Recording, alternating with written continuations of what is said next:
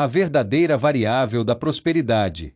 Uma resposta à tese da liberdade econômica. O recente artigo divulgado pelo Instituto Millennium, baseado em dados do Fraser Institute, apresenta a premissa de que nos países com mais liberdade econômica, os mais pobres ganham quase 8 vezes mais. A conclusão oferecida é que a desregulamentação e o tamanho do governo são as chaves para a prosperidade da base da pirâmide. No entanto, uma análise rigorosa da metodologia empregada e, principalmente, da mecânica macroeconômica real revela que o artigo confunde o sintoma com a causa.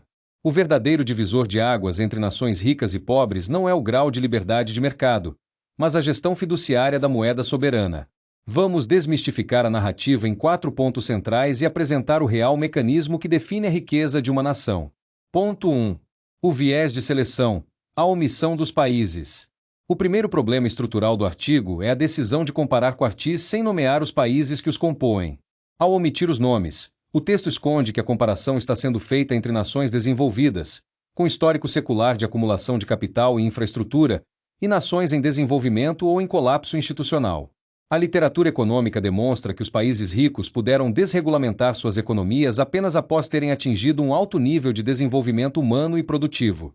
Inverter essa ordem e sugerir que países pobres enriquecerão magicamente apenas encolhendo o governo é um salto causal sem sustentação histórica. Ponto 2.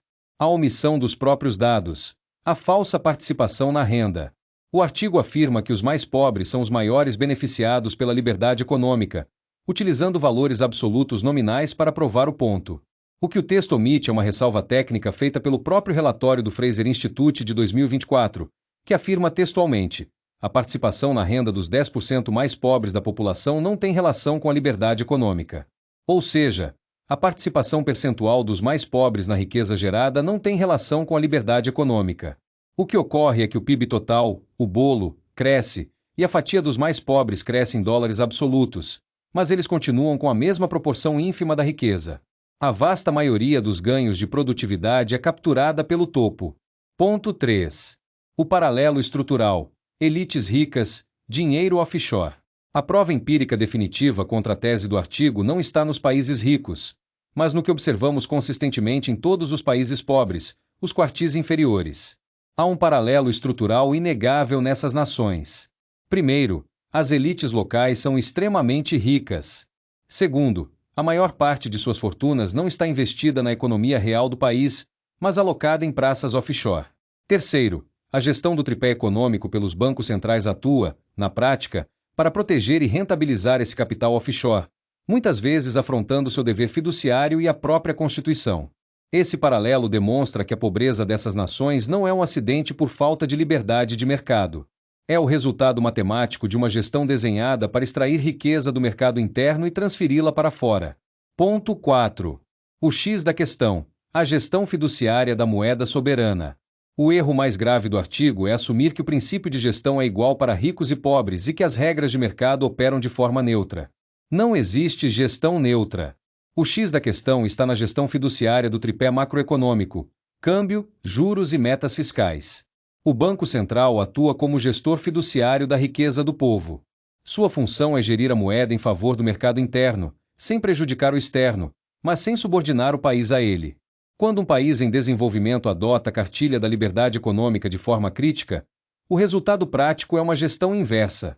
Juros reais altos. Sob a justificativa de estabilidade monetária, mantém-se juros exorbitantes que atraem capital especulativo e drenam tesouro, gerando inflação pelo custo financeiro. Câmbio desprotegido.